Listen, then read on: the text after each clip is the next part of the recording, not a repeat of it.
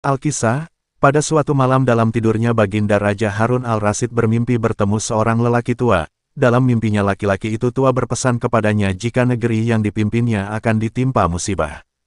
Oleh sebab itu, agar dapat menghindari bencana itu ia harus mengusir seorang penduduk negerinya yang bernama Abu Nawas. Esoknya setelah ia terbangun Baginda Raja mulai gelisah hatinya mengingat mimpi yang dialami semalam. Ia kemudian memerintahkan kepada pesuruhnya untuk menghadirkan Abu Nawas ke istana. Tatkala Abu Nawas telah berada di istana, Baginda kemudian berkata kepada Abu Nawas, "Hai Abu Nawas, semalam aku bermimpi yang sangat aneh dan aku merasakan jika mimpi itu adalah suatu pertanda buruk bagi negeriku.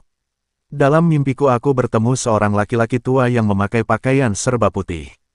Ia mengatakan kepadaku jika negeri ini akan ditimpa bencana yang sangat besar.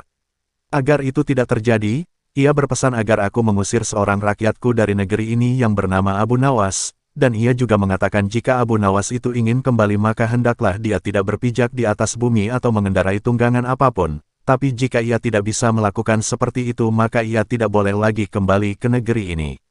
Oleh sebab mimpi itu maka aku yakin ada sebuah kesialan atas dirimu. Maka aku memutuskan untuk mengusirmu dari negeri ini," kata Baginda. Dengan perasaan yang berkecamuk setelah mendengarkan perintah Baginda Raja atas pengusiran dirinya, Abu Nawas kemudian meninggalkan istana dan kembali ke rumah. Ia menceritakan kepada istrinya tentang apa yang telah dititahkan Raja kepadanya. Istrinya merasa sangat sedih.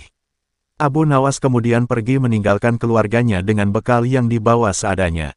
Ketika dalam perjalanan ia terus memohon kepada Tuhan agar diberi petunjuk, ia pun terus memutar otaknya agar dapat keluar dari masalah itu. Abu Nawas terus berjalan tanpa tujuan yang pasti hingga ia berada di sebuah negeri.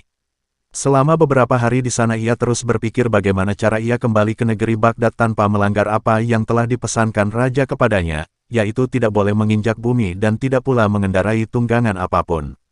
Bukan Abu Nawas namanya jika ia memiliki keputusasaan. Abu Nawas tidak berputus asa atas apa yang telah menimpanya. Meskipun alasan yang membuat ia diusir sama sekali tidak masuk akal, ia menerimanya dengan ikhlas, selalu berdoa kepada Allah dan berpikir untuk bisa keluar dari setiap masalah yang menimpanya.